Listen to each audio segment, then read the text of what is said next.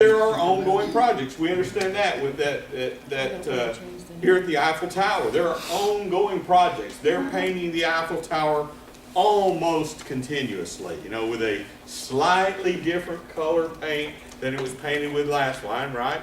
So I know where I stopped yesterday, but so ongoing activities. And the point to be made is that's the world we live in. And so knowing that I'm working on an operational thing, or it just causes me to say, okay, what is I'm doing here? Oh, I'm trying to continuously improve this and make it better, or no, I'm trying to get this done and move on.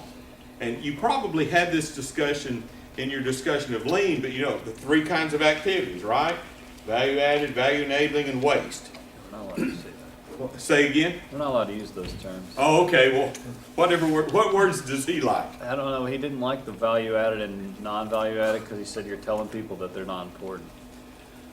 Let me tell you what happened to me. I was teaching a class and I said value added, value enabling, and waste. And I might even, what was the expression you just used? Non-value added. Value added, non-value added, and waste. And so I said this, and I said, for example, you're building a house, right? You have to have a permit to build a house. Well, the permit is almost waste. We know it's not value added, but at best it's value enabling. It allows me to build a house. But right? So when we talk about those three kinds of tasks, value added task, I want to do the best I can, figure out a good methodology, high quality. Value enabling task, I want to just get them done and move on, because that's all they're about. And wasteful tasks, what do I want to do with wasteful tasks? Eliminate them, stop them. So I kind of said that in this class. Well, the first break, this lady comes up. She works for the state of Tennessee. Guess what her job is? Permits. And she was not happy with me saying her job was waste. So she explained to me how that was, and so I was recalibrated for that situation. But the point I want to make there is when we think about projects and we think about we need to get it done, that's our objective, is to finish it. It's a useful activity to go through our work breakdown structure and say, which of these are really value-added tasks? Which of these would the customer pay us to do? Because there's where I want to expend my energy and really think in terms of quality and do the best job possible. If it's a value-enabling task in my work breakdown structure, what's my attitude toward value-enabling tasks? Get it done. Get it done and move on. Now, I'm not saying don't do it safely. I'm not saying sacrifice quality. I'm saying recognize the kind of task it is. And if I'm looking at my list of tasks and I'm thinking, why do we even do that? That's a wasteful task. What do I do with that? Eliminate it. I would like to just completely eliminate it. Somebody mentioned meetings a minute ago. We do a lot of meetings that aren't necessary. Now, what's my attitude about meetings? You remember? Yeah. It takes a really good meeting to beat no meeting at all. That's what you said. So that should be our attitude. You know, why are we doing it? What's our objective? We'll talk more about that. Okay, last thing on this slide. On the left there it says, the owner said to the builder, I said the learning tower of Pisa. Now, what did I just do? I begged the boo for you, right? Remember that concept? There's some things that I just want to know you're still paying attention. So if you boo that, I'm perfectly happy with it. But I thought that was kind of funny. All right. This is the project management process. So when I say draw it there, that's what I'm saying is I want you to be able to understand what are the pieces and parts, how do they fit together, why do we have feedback loops, what are we thinking about there, and so, you know, and then understanding that there are these two boxes here that I want you to be able to describe to me the concept behind that and why we think that's important. All right, so you'll be able to, everybody comfortable with that as a statement today? All right, and then the PMBOK, specifically in the 3rd chapter there, goes through all the processes. And what are they? And what's an input and output? What's an enterprise environmental factor? And what's an organizational process asset?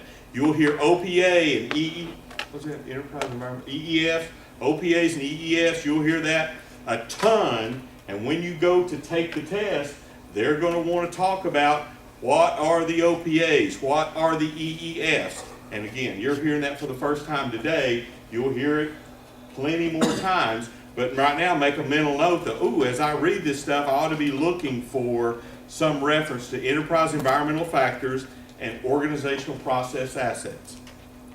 Okay? Few laws that apply to doing project management. You guys have probably heard of this. Parkinson's Law. Work expands to fill the available time or space. Have you seen that happen? It's awful in projects, because if I plan a 1-hour meeting, how long is that meeting going to last? 2. At least an hour. If I just have an agenda and say we're going to get through this, now there's some pros and cons to that, and I understand that, and we'll talk about that when we talk about meetings. But conceptually, if I can think, all right, this is a part of my system. This is a law behind our system. What would I do to make that better? Peter's Principle, people rise to their level of incompetence. That's a book that used to be on the list, the Peter Principle, that actually talks about the fact that organizations tend to promote people as long as they're doing the job, or doing a good job, right to the time that they get to the level where they can't do that job. Now, the thing that happens, now again, think of this in terms of systems. What happens in big bureaucratic organizations then? We end up with a lot of managers who lack what skill? Management. Now, what really happens in technical and knowledge worker-based organizations is we reward people because they're really good technical people by doing what?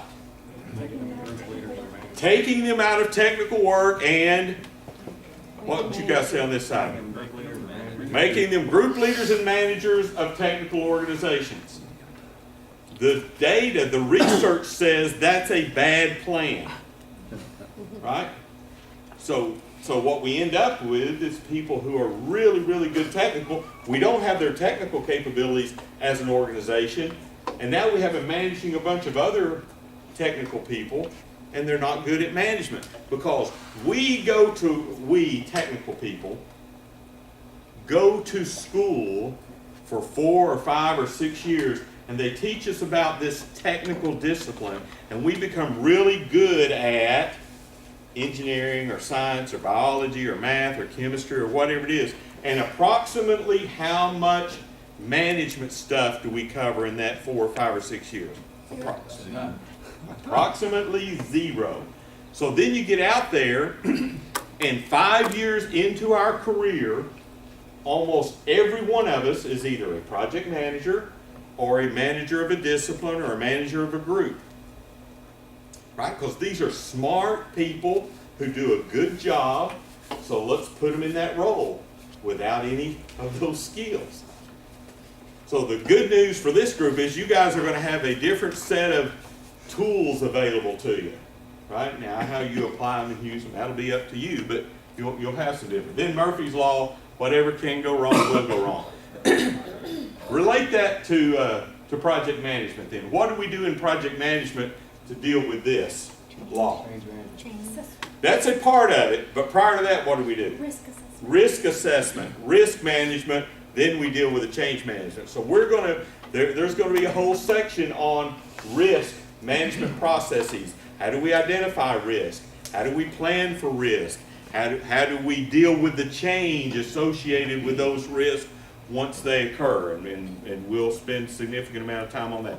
All right. When we think about projects, for most people in the world, we think scope, schedule, and budget. That's the core of projects, and that's what the world thinks.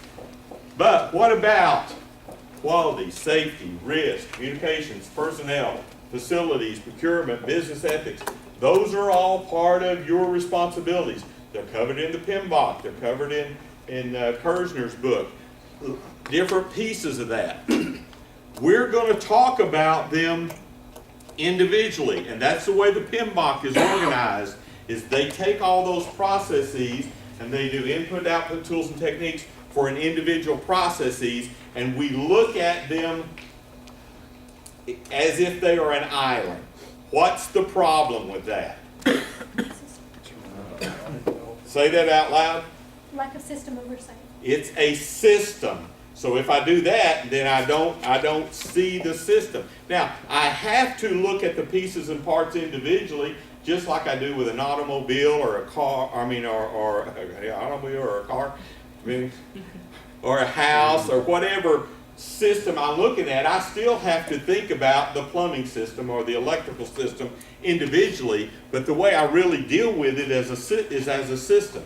And so that's the thought process behind talking to you about the system and then going and looking at the pieces, and we'll keep pointing back to the system and saying, how does this relate to? How does this relate to? And that's where I want you guys to get to. All right. Good electrician. What's your first thought when you see the one on the left? Fire hazard. Like ingenuity. So somebody gives points for creativity and somebody works in the safety organization. As a project manager, what's your reaction to the thing on the left? At least you know what it's going to do. I hope you know what it's Good job. Get back to work. Easy risk Did he meet the objective? We got through the schedule.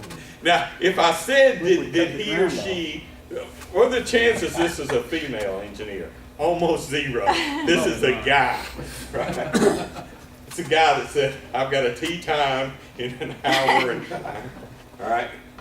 But the point there is we start to look at stuff. It's not just about scope, schedule, budget. It's about risk. It's about safety. It's about, right? This thing on the right, what's your reaction here? Is that a whole bunch of bags of Quick Creek? That's a bunch of bags of Quick Creek. They build a wall. So what was the objective? Build a wall. Build a wall. To meet the objective? Yeah. Would you pay for this? No.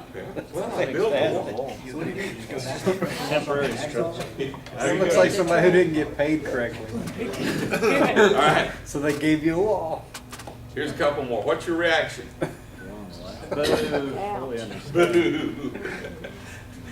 I was teaching a class up in Lexington, Kentucky, and the guys in the class, guys meaning male and female, but the guys in the class said, maybe you just don't understand what the objective is on the left. This could be a safety system. I mean, a security system. It keeps people out. And then somebody else pops up and said, I think that's where he hangs his Christmas lights. So he just left that up as, so maybe I just need to understand the objective. Any reaction here? That's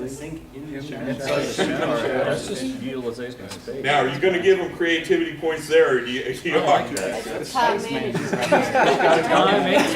Just got garbage disposal in the shower. Oh, you had a bathroom? Everybody's been to college, right? Brush your teeth and take a shower at the same time. And if it wasn't your apartment, it was your buddy's apartment or your girl. Well, again, it's That way you catch extra stuff. What's with the right?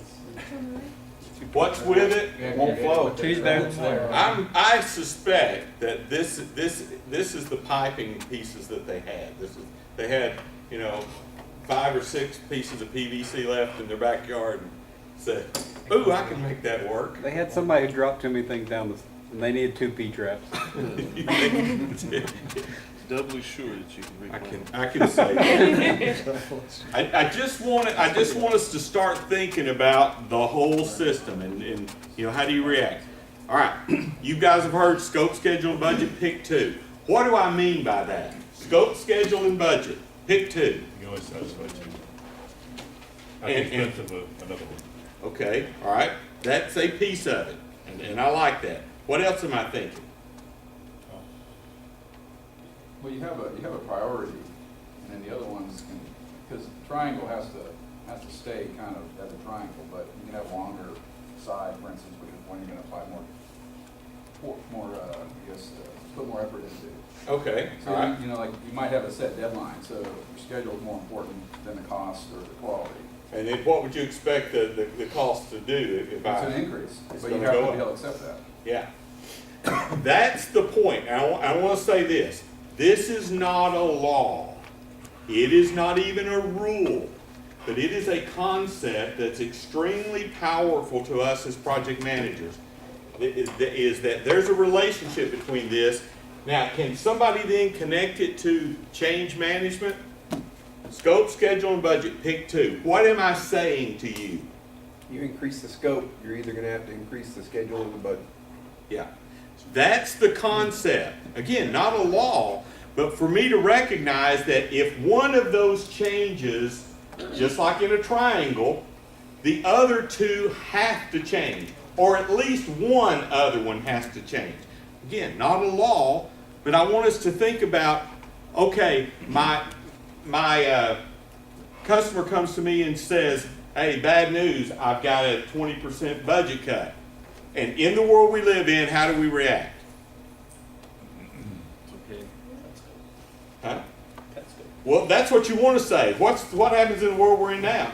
We just keep going like. Yeah, we'll just, okay, we'll do what we can, and you're right. Now, everybody in the room knows we got a problem. We're going to overrun the budget, right? But now, what happens in the project management world? We have meetings about how to do creative budgeting. That's also another action or reaction that happens in the real world. Feedback loop up to the scope. Yeah, that's the right answer, is if you cut the budget, then you have to beg the question, what are we not going to do? Which is what I think somebody said a minute ago. You got to, that's the concept I want us to think about. If I change this, then the other two have to change, or at least one of them has to change. And so that's, if we get that as a concept and we start to talk about it among our team, then we have a different set of conversations. And, oh, I just got a call, instead of this thing being done in December, we need to begin testing in December, so we need to have it assembled by middle of November. What's your reaction? Got to put more people on it, cost goes up. Yes. Yeah, the cost has got to go up.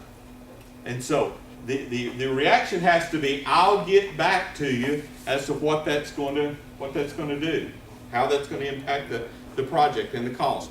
We were working on a project, this has been 20 years ago now, out at the Oak Ridge National Lab, and it was a lab refurbishment in a building, and it was really supposed to be fairly simple. It was about carpet and walls, right? Paint the walls and take out some furniture and yada yada. But it was a pretty simple project.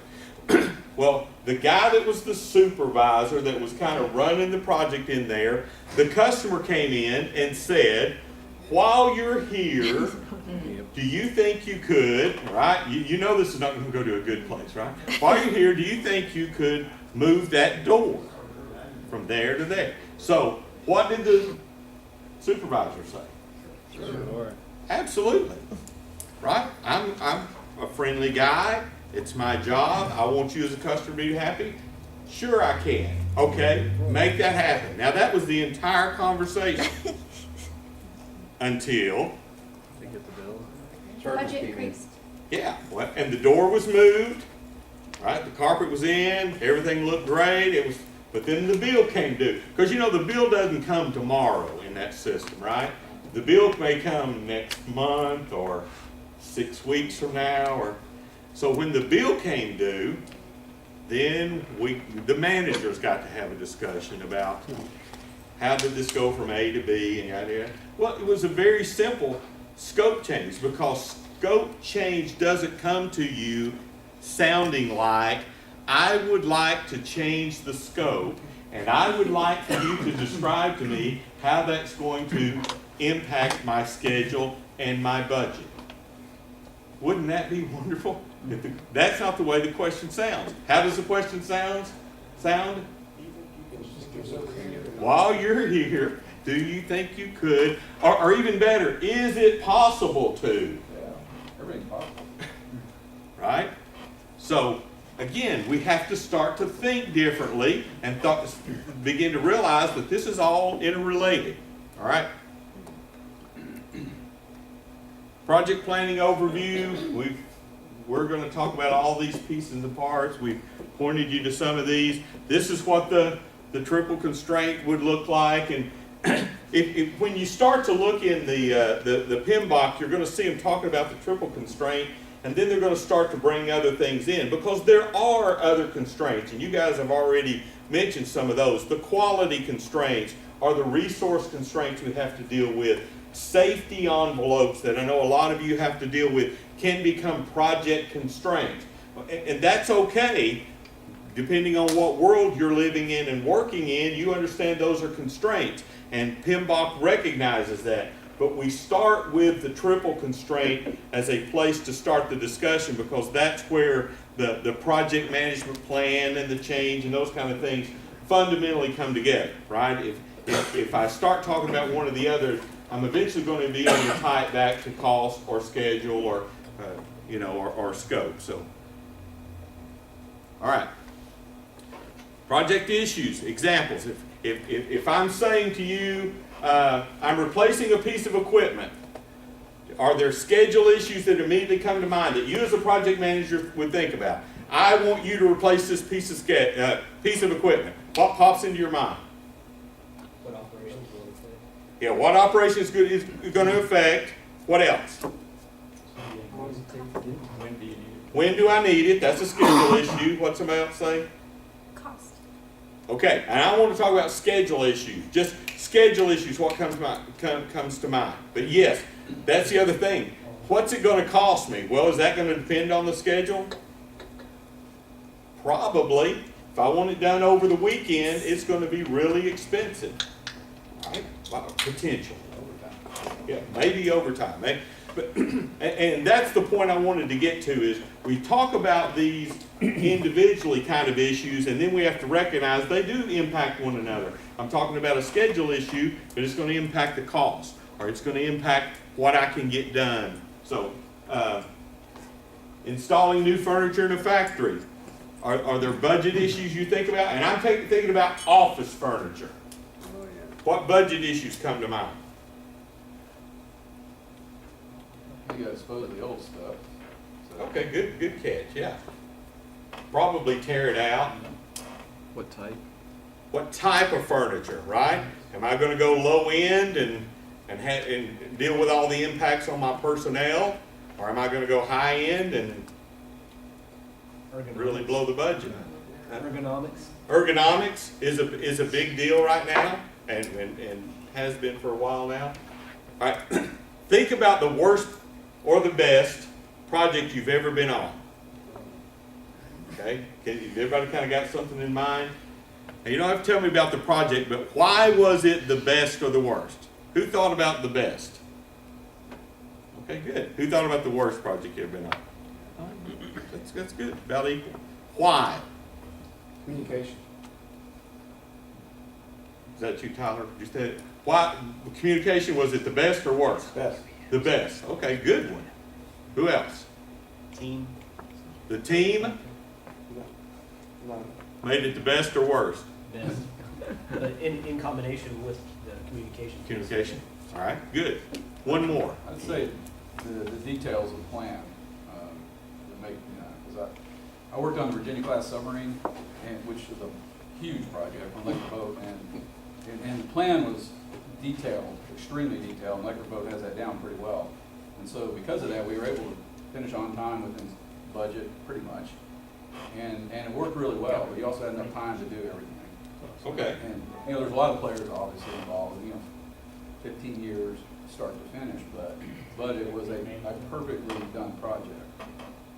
And that is a really nice feeling when you finish something like that and you look back.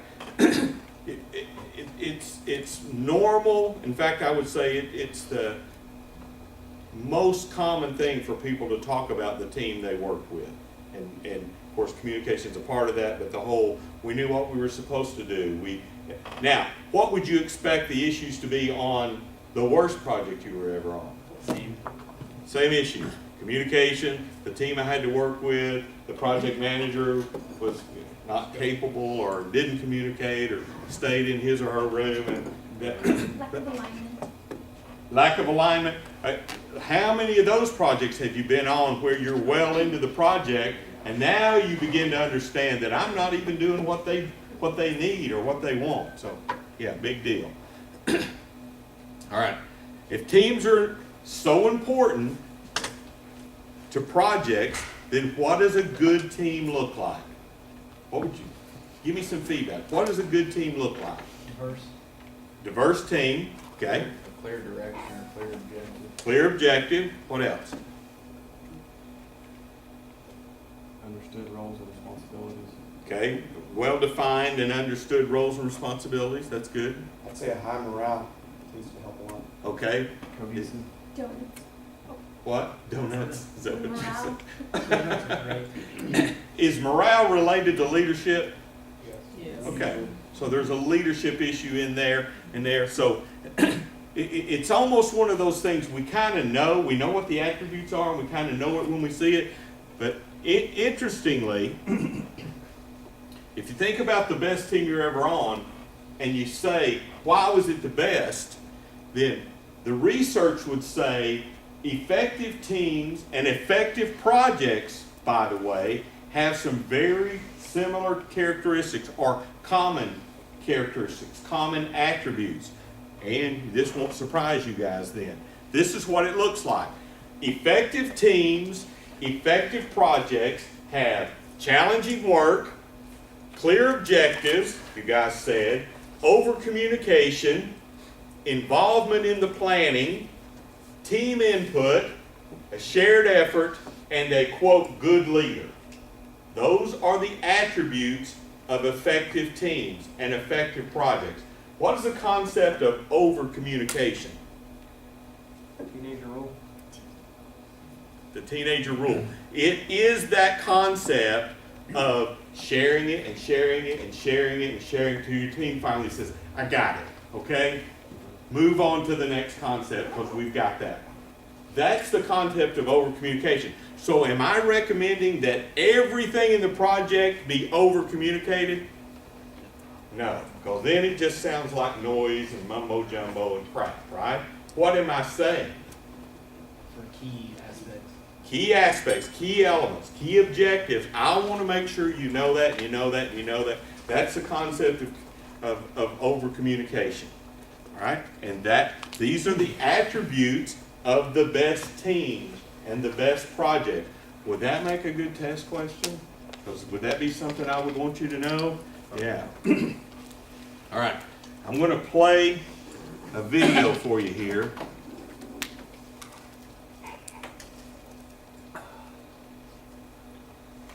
Hopefully.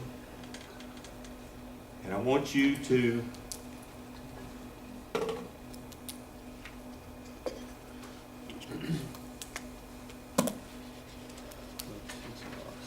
I'll make that show up there. Does anybody know? There we go. That should be. Let's see if I can get this to come up. No, how do I make it go up there?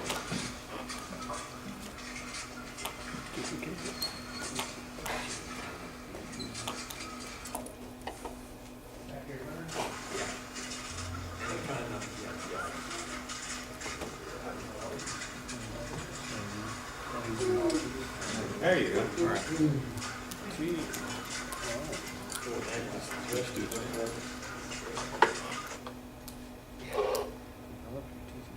All right, play again. All right. Give me your feedback. What do you see? Teamwork. A system. Teamwork, a system, what else? A little bit of a safety concern. What's that? A little bit of a safety concern. Little bit of a safety concern. Not that to improve. You can see those plywood decks wobbling as they're moving around and tossing. That's really dangerous. Rails. So, watching it one more time go through, you said some positive things and then you expressed some concerns. What are the positive things? As a team, Very insane. do they know their objective? Are they well trained? It was like, Do they have a good leader at some level, as best we can tell? I see him saying, yeah. Other than they put them in a real safety issue, kind of a situation, right? Here's what happens when we talk. How do I go back to where I was? escape. Oh, you mean, Control tab. It looked like something done back in the thirties or something. Don't disconnect the projector.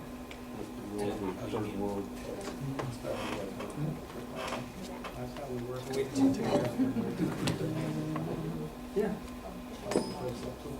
Yeah, I've seen it. I've done it. Top of the building. that's here. I think I found stuff. Careful.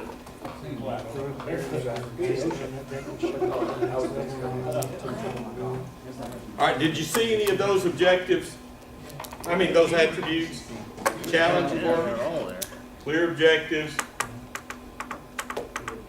We didn't hear anything, right? Gotta go. Oh, I'm not sure there was any plan. oh, Shared effort. shared effort, team input. They probably get to build the scaffolding. The interesting thing about watching that video is groups like yours routinely come up with two other issues. What do you think they are? Oh, safety, Safety. obviously. Obviously safety. Oh, there are safety issues there. Well, as a project manager, I want you thinking about safety. I want you to recognize those. What's the other issue that you might think about that would come up on projects regularly in your world? Is that in the United States? How do you know that? Other than the OSHA issue. Because they're working hard. Bamboo scaffolding. Bamboo scaffolding. Bamboo scaffolding, yeah, we know that's not the U.S. That's the materials. The materials, It would be automated somehow. that's the point I wanted to make. Is the huh? People are expensive. People are very expensive. And in our world, we're always looking for a technological solution to these kinds of problems, right? Well, on projects, that's something we see happening all the time, right? As we're saying, is there a better technical approach? Is there a technology we can implement? Is there something that we can do on this project that gives us some kind of an advantage? So when we look at those teams, we think about safety and we think about technology. That comes up regularly. Now, the other thing, I'm sorry I messed up. The other thing is the last line on that attributes of effective teams says one of the attributes of effective teams and effective projects is a good leader. So that should beg the question, what are the attributes of a good leader? Because it's almost like good teams, good projects. We know it when we see it. Well, the situation is there's some really good research out there about leadership. And in fact, there's a really good book, which is not on your reading list here, but I'd recommend you have in your library, called The Leadership Challenge. Have any of you, I know Y12 did that for a while. Yeah, it's a really good book, and it's based on research for a lot of organizations about what does good leadership look like and what are the attributes of a good leader. But what they end up saying is good leaders challenge the process, inspire a shared vision, model the way, enable others to act, and then encourage the heart. So we could go through, and we will, go through each one of those in the future and talk about what do we mean by that? What would we expect? Remember last week we talked about the fact that as you step into this project management role, you are now the leader. You are now responsible. So what this is saying is it's my job to inspire that vision of where we're trying to be, to make sure my team understands the objective and where we're trying to get. It's my job to challenge the process, to say there's a better way to do this. There's a safer way to do this. It's my job to model the way. If I expect my team to act a certain way, then I've got to act that way. If safety is really important, I've got to wear my safety glasses. I've got to wear my hard hat because I am the leader and I've got to model what I expect my team to do. And then my job is not to do it all. Remember this discussion last week? But to enable others to get their job done. That's my job as the leader. That's what good leadership looks like according to the research. Do you have any problems with that? Would anybody say, hey, wait a minute? Or have any feedback? All right, what's teamwork? Maybe Yeah. challenge the process. Because if they're the expert, then why am I going to come in and tell them how they should be doing it better? Okay, and in that case, we're talking about teams or running projects. I'm talking about the process for how we get work done, or the process for how we get the scope pulled together, the processes that we're using to accomplish the work, not how the work, I'm not going to replace you as an SME. That's the situation you were describing earlier, where you say, you've got a person who's trying to act like the SME in the project manager's seat. That's a problem. So no, that's not what that means. That's talking about getting the work done. So that's a good point, a good distinction. Teamwork, you guys have probably seen this. Who needs a little help on their project? And you see, she needs some help, he needs some help, stay away from me. You could almost feel the teamwork in the air. All right, we're just going to quickly then start looking at pieces and parts. So, you guys can read that when I send you the slides. As we start now talking about scope management, we're going to talk about the processes that we use to manage scope. So in the PMI world, there is a process called plan scope management. That's a process.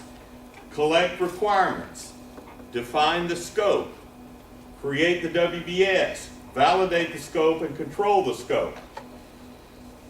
We're going to talk about the pieces and parts, and we're going to point you to where this is in the PMBOK. So for each one of those, if I said we're going to talk about the create WBS process, what elements would you expect me to talk about for the create WBS process? I said to you earlier, every process will have 4 elements. Remember what they were? Input, output, tools, Techniques. Okay, so every process is going to have those elements. So if I said we're going to talk about the create WBS, what would you expect to hear about then? scope, tools. Inputs into the create WBS. Now what you just said is you're going to expect to see scope statement as an input into, does that make sense to everybody? You just jumped 5 steps ahead, but that's exactly right. I would expect if I'm going to create the WBS, I'm going to have as an input the scope statement. What do I expect one of the outputs to be for that process? Schedule. No, because where am I right now? What process am I working on? Create WBS. AWBS. So a WBS would be an output of that process. Everybody comfortable with that conceptually? Now, at some point, you're going to go, oh, well, that's intuitive. It's not right now.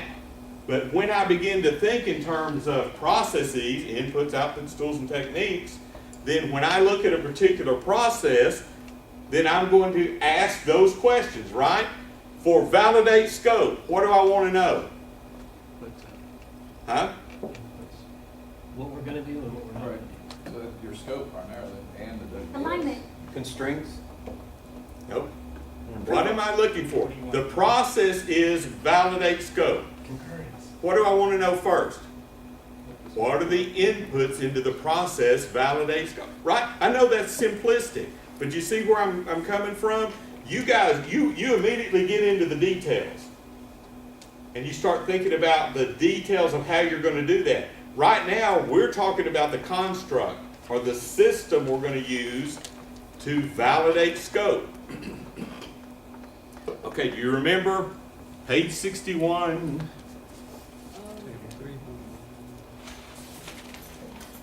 Is that right? Yeah. Table 3-1. I said this thing is organized around two things. What are they? Do you remember what's on top? Process groups. And what's down the left side? Knowledge areas. So if we go down through here, we're going to find a process called Create WBS. That's under which process group? Planning process group. So Create WBS is part of planning. Does that make sense? It's under what knowledge area? Project Scope Management. Does it make sense to you that creating the WBS would be under Scope Management? Now, I recognize there are lots of ways you could have organized this material. And I could have also, but it's not called the Rod Grubb Project Management Professional Certification. Right? It's called the what? PMI, Project Management. So this is the way they organized it. And fight it as you want. Or just say, you know what, this is the way they organize it, I'm going to learn this and I'm going to pass their test. Then you can get on their board of directors and you can change it and you can make whatever improvements you want to. And the reason I'm saying that now is as we go through this, we're going to hit some places where you're going to say, well, why did they do it that way? And I'm going to say, I don't know. It doesn't matter. It doesn't matter. Okay? But what I want us to leave here today with is an understanding that we're talking about process-based management. When we talk about process management, we talk about inputs, outputs, tools, and techniques. And for the planning phase, for the scope management part of project management, these are the processes. Okay? All right. So we start with creating a charter. In order to manage projects, we start with a charter to define the scope, to define what we're going to do, who's going to be involved. So what is a chartering document? Do you know? Yeah. It's, the ones I've used is usually a one-pager, tells you who the customer is, like a one or two statement scope, like build a building, tells you how much money that you have to do it, what account it comes out of, how long you have to do it, and then what your major deliverables are, and who your major high-level stakeholders are. So what he just described to us is he talked about scope, he talked about schedule, he talked about cost, he talked about resources on a one page. What does that sound to you like? Project summary. It's a project summary. Did you say proposal? It's almost, or sometimes we refer to it as a mini project plan. I'm just trying to get my hands around what are we going to do, how much time, so we kind of agree on what we're talking about. Scope, schedule, and budget, but in a summary form, one page, 1 to 2 at the most, and sometimes there's a signature block that says, okay, I agree, I'm going to go off and prepare this information based on that chartering document. Here's the thing, what's the power and the real use of a charter? What? Agreement. Huh? It's agreement for So don't use the word agreement. Use a word I like better. Alignment. Alignment. That's what you meant to say, right? Yeah, exactly. I Exactly. was testing you. Exactly. Good job. Well, did I pass? Yeah. Thank you. So it's a place for us to begin to come to alignment about what this project looks like and what we're going to do, what we're not going to do. Right? It's the kickoff place. Here's the thing about project charters. They can be really important for me communicating to management what we're going to do, to start the discussion with my team, to define top level objectives and kind of what we're going to plan, the things you described there. Here's the takeaway for this slide, this concept. If your organization doesn't require it, it's still a great tool and useful to you as a project manager to get that stuff documented and to communicate to your management. Here's what I'm going to do, because now we're in alignment. And some people will use this as almost a CYA document. You know, I've covered it because I told you this is what I was going to do. And I'm saying, let's go a step past that and say, here's a good tool for us to get on the same page. This is what I'm going to go do. Is that what you want me to do? And okay, then we're aligned. Here's another concept for you to think about and to take away related to using charters. The world has changed immensely in just the very last few years related to electronic tools that are available for you to do project chartering. And take advantage of those and then help me understand how we can do a better job with that, because this is a place where I'm really struggling with, you know, how there's so many good tools I could use, and that helps me communicate, helps me be aligned, helps me make sure my team understands the objectives and the expectations, and we're just not there. And I know it can be done because I've watched the Hertz guys walk around, right, and check me into my car and approve that there are no additional dents and give me my receipt right there. So I know there are tools available for managing projects that way that would feed the databases and feed the project reporting requirements and all of that kind of thing, but I'm not there. Bottom line for me to you today is you control this process, you take advantage of it, you're the project manager, you use it as a tool that helps you be successful. Here's a draft, just an example, which I think is similar to what you were just describing, the kind of information. We talked about how to use it. Project plan outline. I want to make sure we get to this today. I said this last week and I was on the wrong slide. Your assignment for the project you're going to do as a team project is to do a project plan and then to give me that other information I asked about. I think it was risk and communications. Here's a place to start. Now, you can treat this like a checklist and say not required, not required. You know, in some situations, you're not going to have to do a quality assurance plan, or you're not going to have to do, so you can just mark that off. But then at least you know, okay, I thought about that and I made a decision that for this project it was not required. All right, and then you can also look at the PMBOK. Project documentation, I want to leave you with a couple of concepts. I'm going to say to you numerous times, black words on white paper. What am I saying to you? Get it right. Get it in writing, right? Verbal in a project management world is extremely dangerous, right? Well, I said, she told me, he meant that, right? Get it in writing. In the world we live in now, you've got a lot of opportunities to do things in writing via email or other communication tools that help you as a project manager.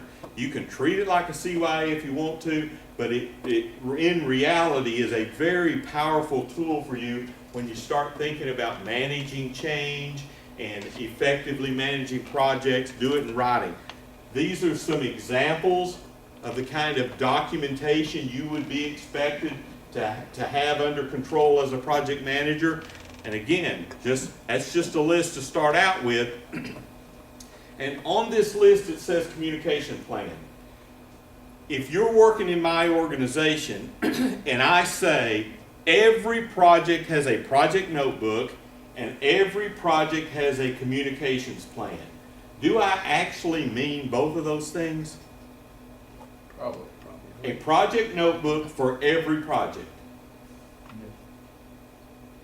What about an electronic folder where we keep everything? And I'm good with that. Okay. In fact, I like that a lot, and that's the bottom line here. But the answer is yes, I do mean that. In a lot of our projects, we have a manila folder, and that's it. That's the project notebook. Do I also mean a communications plan? I actually do, because I want you to tell me, okay, on a weekly basis, I'm going to send an email out to this. We're going to have a weekly meeting on Tuesday morning where I'm going to talk to the sponsor on this every other Friday, and we're going to have a conference call, right? The communication plan, again, can be 5 lines in the manila envelope or electronically. And that's the thing. How does this look in the electronic age? Because I've said black words on white paper and make sure you get it documented. Now I'm saying to you, help me understand what that looks like in the electronic age. Because I use Dropbox. I love Dropbox. It's a powerful tool for me. I'm sure there are 10 things that are better, but I know Dropbox. Now I know people are using Snapchat, just as an example of something I know zero about. But I know people are using it out there. Is that something you'd use on a project? I don't know, because I don't know what it does for you. But I do know that video conferencing and recording, does everybody know you're being recorded, by the way? Oh, okay. Probably should have warned you. I gotta run it by my agent.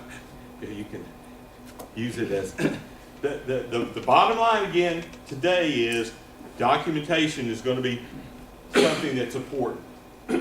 Which of the concepts that we've talked about last time and today does this relate to, where I've said, in the project management world, this is very important?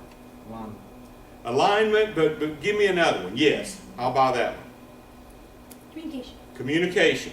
That's what we're talking about here, is communicating expectations, getting to alignment, making sure we're on the same page. So yes, good one. Okay. We agreed on about 50 things today. You didn't take any notes. Let's schedule our next meeting to rehash all the stuff you'll forget from today. Do you have a calendar with you? No. Why do you ask? Now, I say these guys worked for me about 10 years ago. There were 2 of them, young, super smart guys. It just as creative as anybody you could work with. But I was having to have the same meeting 3 and 4 and 5 times, and it was driving